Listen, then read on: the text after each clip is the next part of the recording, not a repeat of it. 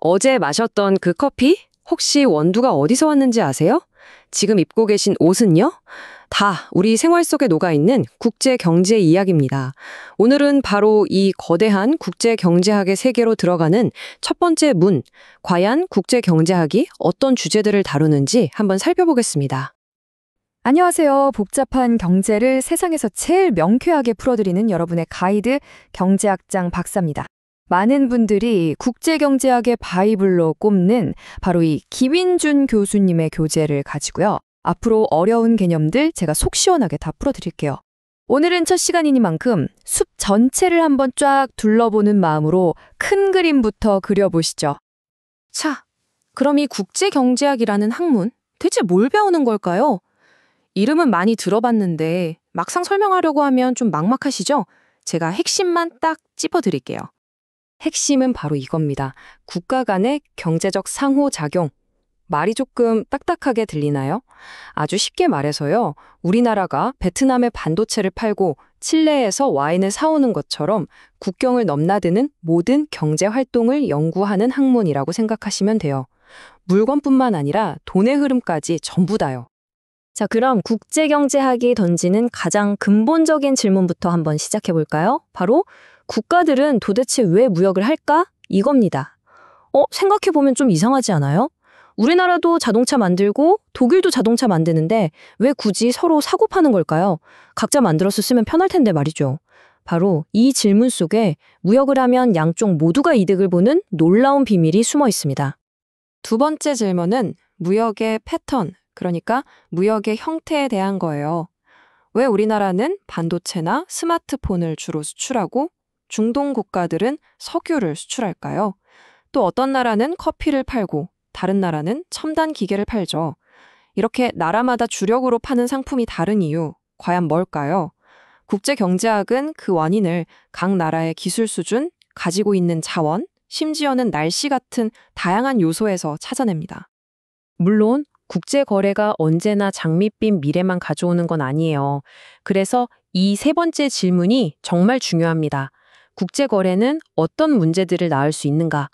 값싼 외국 농산물 때문에 우리 농가가 힘들다는 뉴스, 혹은 특정 국가와 무역 문제로 다툰다는 소식 들어보셨죠? 이처럼 무역은 큰 이득을 주기도 하지만 때로는 정말 심각한 갈등의 불씨가 되기도 하거든요. 국제경제학은 이런 문제들의 해결책까지도 함께 고민합니다. 와, 이렇게 질문들을 따라가다 보니까 국제경제학이 되게 복잡해 보이죠. 하지만 사실은요, 아주 튼튼한 두 개의 큰 기둥으로 세워진 집과 같아요. 이 두 기둥만 딱 이해하면 전체 구조가 한눈에 쫙 들어올 겁니다. 그 두 기둥이 바로 국제무역론과 국제금융론입니다. 국제무역론은요, 우리 눈에 보이는 상품, 그러니까 자동차나 스마트폰, 아니면 관광 같은 서비스가 나라 사이를 오가는 걸 다루는 분야고요. 반면에 국제금융론은 눈에 보이지 않는 돈, 즉 자본의 움직임을 다뤄요.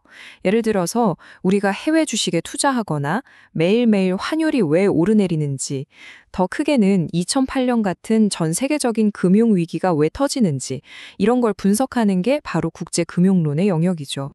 국제무역론의 심장이라고 할 수 있는 개념이 바로 여기에 나옵니다. 비교우위라는 건데요. 자, 여기 한번 보세요. 각국은 비교우위가 있는 상품 생산에 집중해서 무역의 이득을 얻는다. 이게 무슨 말이냐면요. 제가 여러분보다 글도 잘 쓰고 타이핑도 빠르다고 한번 가정해 볼게요. 그렇다고 제가 글도 쓰고 타이핑도 다 하는 게 과연 효율적일까요? 아니죠. 저는 제가 더 잘하는 글쓰기에 집중하고 타이핑은 저보다 글은 못 써도 상대적으로 타이핑이 빠른 다른 사람한테 맡기는 게 전체적으로는 훨씬 이득입니다. 국가 간의 무역도 똑같아요. 모든 걸 다 잘하는 나라라도 특히 더 잘하는 것에 집중하는 게 모두에게 이득이라는 정말 강력한 아이디어입니다. 좋습니다. 자, 이제 기본 개념이랑 두 개의 큰 기둥까지 확인했으니까 우리가 앞으로 함께 떠날 여정의 전체 지도를 한번 쫙 펼쳐보겠습니다. 이 로드맵을 머릿속에 잘 넣어두시면 앞으로 우리가 배우는 내용이 어디쯤인지 길 잃지 않고 잘 따라오실 수 있을 거예요. 우리의 로드맵은 바로 이 김인준 교수님 교재의 목차 그 자체입니다. 와, 근데 글씨가 너무 많아서 좀 복잡해 보이죠? 겁먹지 마세요. 걱정 마세요. 핵심만 딱 짚어보면 이게 크게 세 덩어리로 나뉘어 있다는 걸 알 수 있거든요. 지금부터 이 세 덩어리가 각각 뭘 의미하는지 하나씩 확대해서 살펴보겠습니다. 자, 첫 번째 파트가 바로 국제무역론입니다. 왜 무역을 하는지에 대한 아주 오래된 고전 이론부터 최신 이론까지 싹 다 배우게 되고요. 두 번째 파트는 국제금융론으로 환율이나 국가 간 돈의 흐름 같은 거시적인 문제를 다루게 됩니다. 그리고 마지막 세 번째 파트에서는요, 이 두 가지 이론을 무기 삼아서 현실 세계의 국제 경제 정책을 분석할 거예요. 우리가 뉴스에서 매일 보는 FTA라던가 무역 분쟁 같은 실제 이슈들을 경제학적으로 파헤쳐보는 아마 가장 흥미진진한 부분이 될 겁니다. 자, 이렇게 전체 지도를 그리고 나니까 앞으로의 여정이 조금 더 선명하게 그려지시나요? 이 모든 과정을 다 거치고 나면요, 여러분은 더 이상 뉴스를 그냥 흘려듣지 않게 될 겁니다.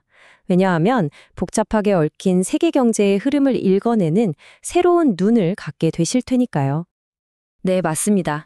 국제 경제학은 바로 세상을 보는 힘을 길러줍니다. 이건 단순히 시험 잘 보려고 하는 공부가 아니에요. 환율이 올랐다는 뉴스를 딱 봤을 때, 아, 이제 해외 직구는 비싸지겠네. 대신 수출하는 기업들은 좋겠다. 하고 그 뉴스 너머의 의미를 바로 파악할 수 있는 힘. 바로 그런 실용적인 지혜를 얻게 되는 거죠. 물론 솔직히 말씀드리면 이 길이 마냥 쉽지만은 않을 거예요. 낯선 그래프랑 수식에 나와서 머리가 좀 아파올 때도 있겠죠. 하지만 걱정 마세요. 헷갈릴 때마다 저 경제학장 박사가 옆에서 가장 쉬운 길로 착착 안내해 드릴 겁니다. 어려운 고비들을 저랑 같이 넘다 보면 어느새 정상에 올라선 스스로를 발견하게 될 거예요. 자, 세상을 이해하는 새로운 창을 여는 이 멋진 지적 여정, 저와 함께 떠날 준비 되셨나요? 다음 시간에는 모든 무역 이야기의 시작점, 무역은 왜 모두에게 이득이 되는가에 대한 첫 번째 답을 함께 찾아보겠습니다. 절대 놓치지 마세요.